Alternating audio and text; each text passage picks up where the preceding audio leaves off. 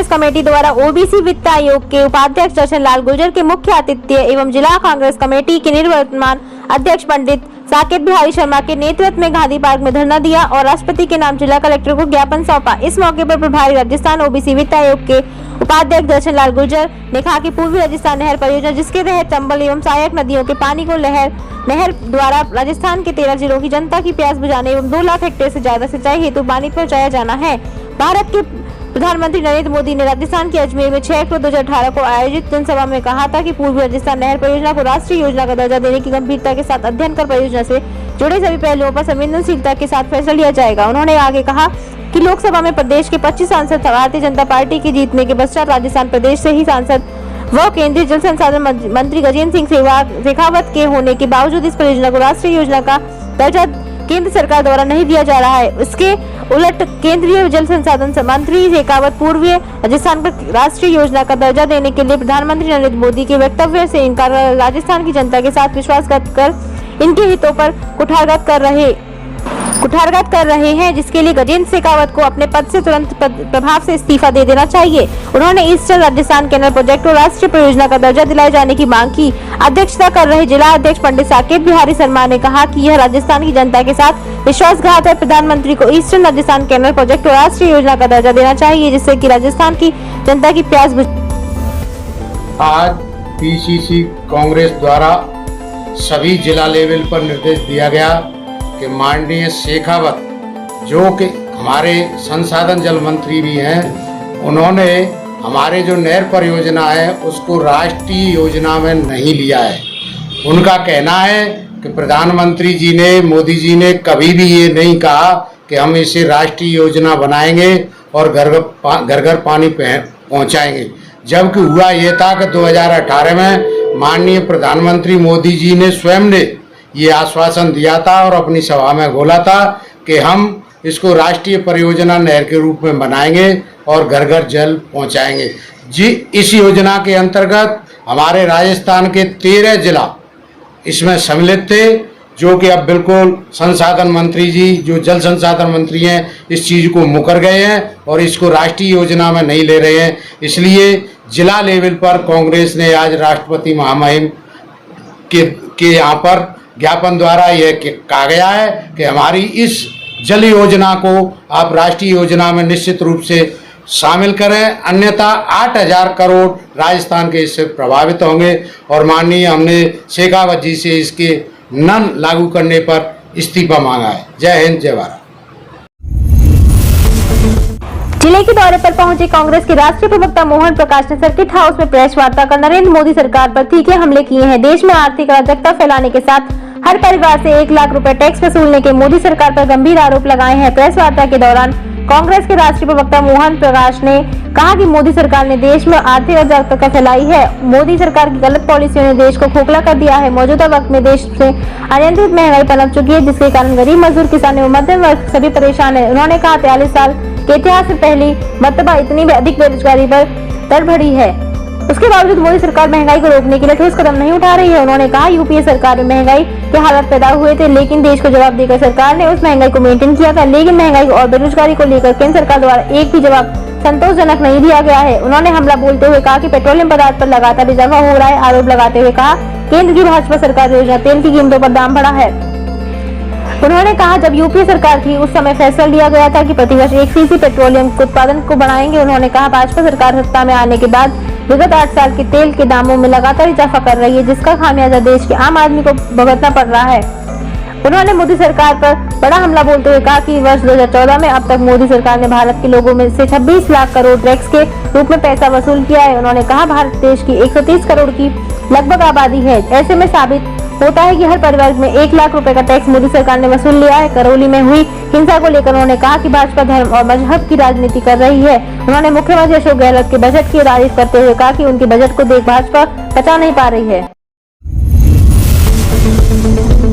केंद्रीय विद्यालय में कक्षा 1 से 5 तक अतिरिक्त कक्षाओं को मिली स्वीकृति। केंद्रीय विद्यालय धौलपुर में कक्षा 1 से 5 तक अतिरिक्त सेक्शन बढ़ाने की अनुमति केंद्रीय विद्यालय संगठन मुख्यालय नई दिल्ली द्वारा स्वीकृत कर दी गई है। प्राचार्य योगेश ने बताया कि कक्षा 1 से 8 तक की अतिरिक्त सेक्शन की मंजूरी मांगी गई थी, परंतु मुख्यालय द्वारा कक्षा 5 तक की अनुमति प्रदान की गई। नवीन सेक्शन में छात्रों के प्रवेश के लिए आवेदन पत्र भरने शुरू हो गए हैं। आवेदन करने की अंतिम तिथि 16 अप्रैल है। प्रवेश के लिए आवेदन पत्र विद्यालय की वेबसाइट से भी डाउनलोड किए जा सकते हैं। भरे हुए आवेदन पत्र 14 और 15 अप्रैल को विद्यालय में अवकाश होने के बावजूद जमा किए जाएंगे।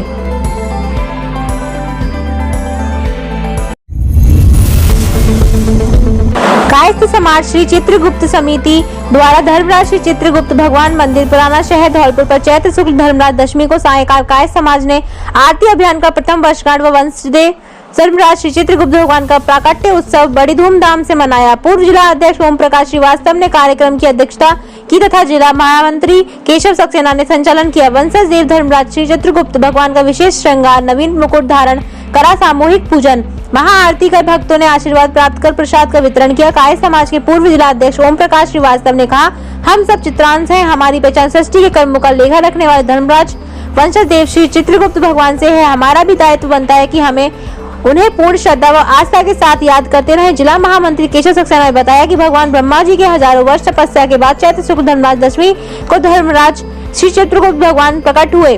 धौलपुर काय समाज द्वारा 7 मिनट आराधना, सामूहिक आरती, स्तुति प्रत्येक गुरुवार को 2021 में धर्मराज दशमी को प्रारंभ की गई। आज 1 वर्ष पूर्ण हो गया है। आज प्रथम वर्षगांठ उत्सव महाआरती में मार्गदर्शन बुजुर्ग, युवा पीढ़ी, महिला शक्ति सब परिवार शामिल हुए।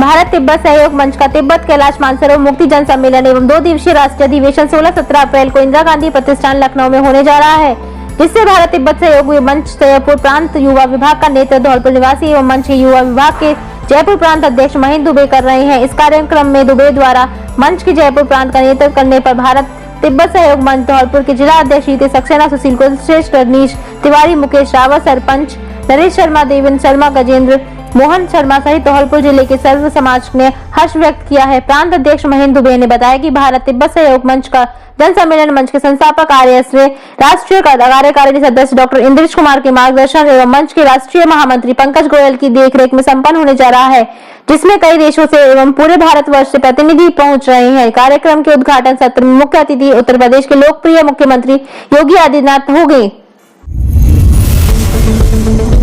राजाखेड़ा विधायक रोहित बोहरा ने स्वर्गीय कर्नल किरोड़ी सिंह बैसला के पैतृक गांव मुंडिया स्थित उनके निवास पर पहुंचकर उन्हें श्रद्धांजलि अर्पित की एवं शोक संतप्त परिजनों को सांत्वना दी। विधायक बोहरा ने कहा कि देश सेवा, समाज को जागरूक एवं शिक्षा के प्रोत्साहित करने में कर्नल साहब का योगदान सदैव अविस्मरणीय रहेगा।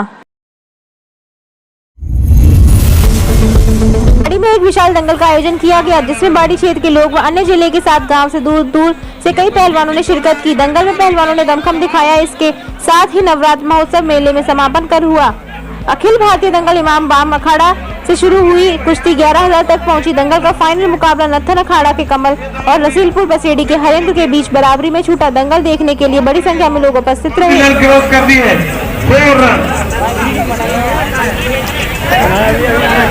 ओ पहलवान चलता रहूं पहलवान। के नाम बताएं, गोला मार लिया कर यार। कलुआ पानीपत पटिया रहने वाली और दूसरा जोड़ है सुजान और राहुल। बीच में कुश्ती मानी जाएगी, दोनों की तरफ ध्यान दें। और बीच में जोड़ ना मिलाएं, देखने दें। बैठ जाओ भैया, बैठ जाओ पहलवान, बैठ जाओ। बैठ के देखो जो टप्पड़ी टप्पा दे रहे हैं। खाली सेट में जो पहलवान खड़े बैठ जाओ। लाल सेट, लाल टी शर्ट। बैठ जाओ बैठ जाओ।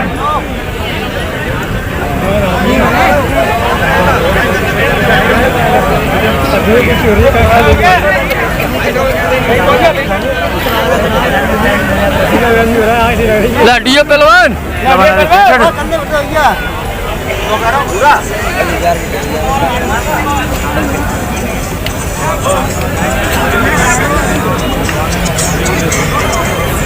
तो कुश्तियां चल रही है, दोनों 2500 रुपए की है भाई। 2500 अब कृपया थोड़ी देर रुक जाए, कुश्तियों का आनंद लेने दें।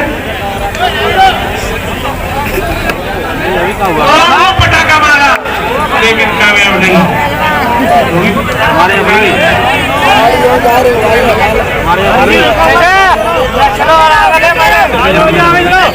वो भी पटाखा मारने की कोशिश की और दूसरा जोड़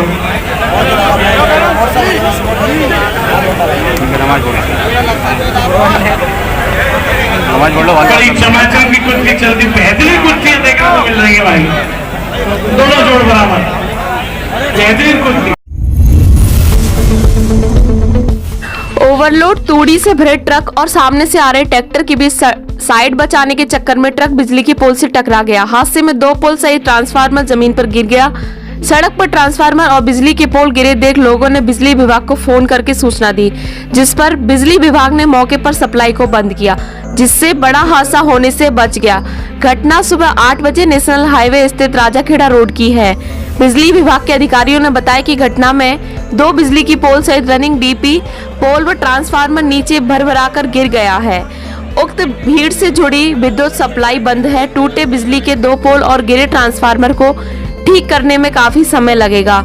ऐसे में धौलपुर शहर के बाजार सहित कई अन्य इलाकों में आज सारा दिन बिजली आपूर्ति प्रभावित रहेगी, जिससे आम उपभोक्ता को गर्मी के कारण परेशान होना पड़ सकता है।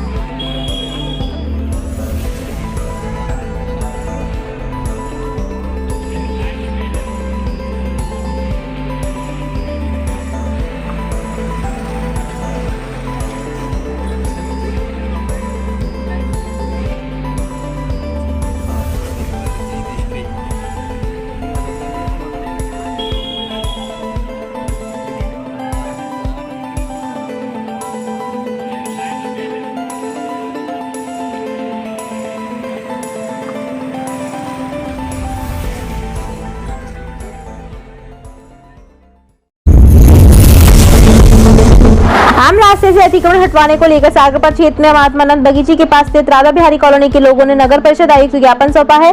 कॉलोनी के मोनू भैया, देवेंद्र घुरे, जितेंद्र रामबरन, निषाद, भारत निषाद, बैजनाथ सिंह, उदल सिंह आदि ने नगर परिषद आयुक्त रजपाल सिंह को सौंपे गए ज्ञापन में आरोप लगाया कि राधा बिहारी कॉलोनी में करीब 20 फुट चौड़ा आम रास्ता है, जिसे कुछ लोगों द्वारा अतिक्रमण करके आम रास्ते को 10 फुट कर दिया गया है, जिससे आम रास्ता सकरा हो गया है। ऐसे में लोगों को वाहनों के साथ निकलने में परेशानियों का सामना करना पड़ता है। ज्ञापन मिलने के बाद नगर परिषद आयुक्त ने कॉलोनी वासियों को आश्वासन दिया कि वह आम रास्ते की जांच करवा कर जल्द से जल्द नियम अनुसार उचित कार्रवाई करेंगे।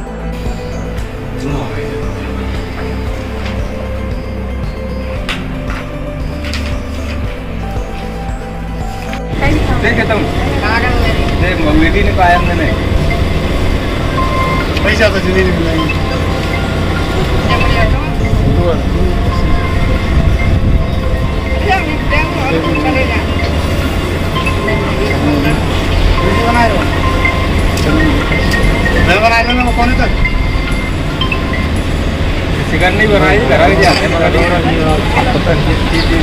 बिहार कॉलोनी है, सागरपाड़ा रोड है।